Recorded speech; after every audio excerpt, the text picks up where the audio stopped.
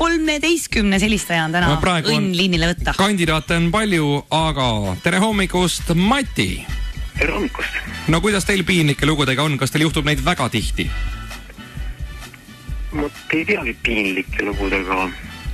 Võib-olla neid on juhtunud, aga see lugu, millest ma mõtlen rääkida, on hoopis võib-olla selle üllatavat kanti. Nii?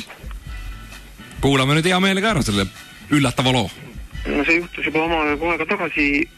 Mul oli vaja sõita Tartust Otepääle. Ja plaanisin sõita liinibussiga, aga keskpäevane käärikubuss oli nii täis, et palava ilmaga ma loobusin sinna minemast. Ja kuna järgmise bussini oli aega, siis ma otsustasin, et ma kulutan selle aja ja proovin hääletada. Sõitsin Tartu linnast välja, et seal enne Ülenurmet raudteeülesõidu kohal autod aeglustavad ja vast õnnestub mõnele peale saada. Ja peatus üks auto, aga ta ütles, et ta varsti pöörab sealt Põlva poole ja see mulle ei sobinud. Ja võib-olla mõni auto veel peatus, aga ei sobinud ka nagu marsruut ja siis järsku üks transpordivahend peatus ise mu juures. Ilma hääletamata? Ilma hääletamata, ma teda ei hääletanud. Ja siis ta nii-öelda juht küsis, et kaugele sa soovid sõita.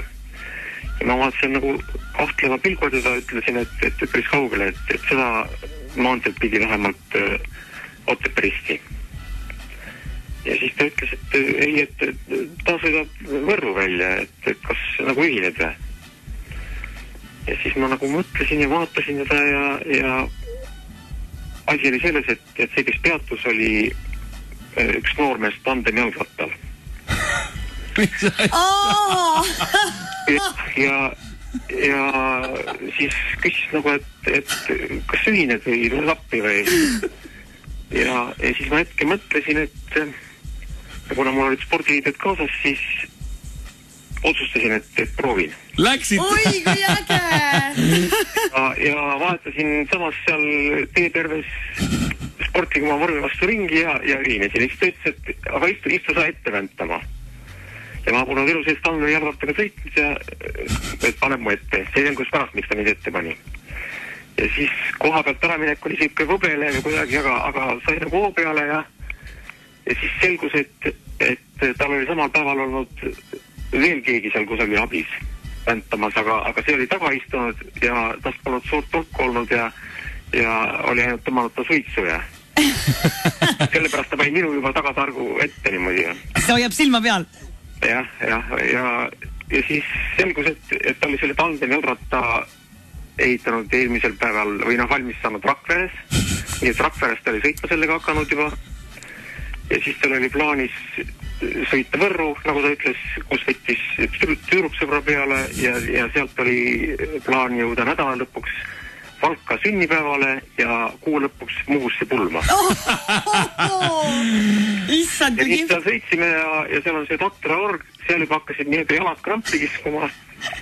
Aga sõitsime Otepääristi välja ja siis olime seal Otepääristi vastas ühes majapidamise hoovi peal veel, tal oli virtikuid ja persikuid, siis ta tegi neid ja sõime ja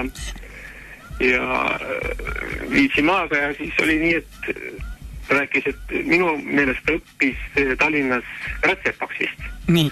Aga samas koolis oli ka veel tüdrukud õppisid juuksurist, nii et sellel alal ta proovis ka enda kätte. Ja siis, kui uuesti vaatas erised ära, siis tema lükkas oma ratast sealt Tatramäest Kambe poole edasi ja mina läksin siis Otepää poole uuesti hääletama. Oota, aga kaua te siis väntasite seda teed kokku kahekesi? Ma ei teagi, palju me väntasime, aga seda on üks võib-olla kusagil 15 kilomeetrit või... No ikka korralik trenn. Korralik trenn oli küll, ma ütlesin, et jalad hakkasid juba krampi kiskuma. Jah, et ega seal ju mingeid neid käike ei olnud ometigi. Ei olnud.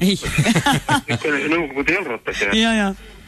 Ja meeldis teile sõita siin rattaga? Olite õnnelikud, et valisite selle tee just?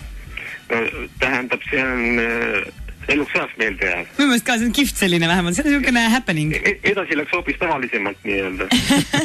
Oi, kui kihvt, väga äge lugu, Mati. Mulle väga meeldis. Ei peagi olema piinlik lugu, vaid selline lugu on ka väga tore, et tervitused sellele mehele, kes siis jalgrattaga, ma arvan, et praegu on kuskil Narvas või... kui keegi tunneb teda või teab, siis igasugused tervitused talle. Suure tänud, Mati, väga kihvt lugu. Mina ikka tõeliselt üllatasin selle üle. Väga tore. Nii et kes veel meile pihtida tahab, siis minge meie Facebooki lehele. Ei pea olema ainult piinlik lugu, võib olla ka lihtsalt lõbus happening ja selle eest juba anname õige pea kellelegi 1000 €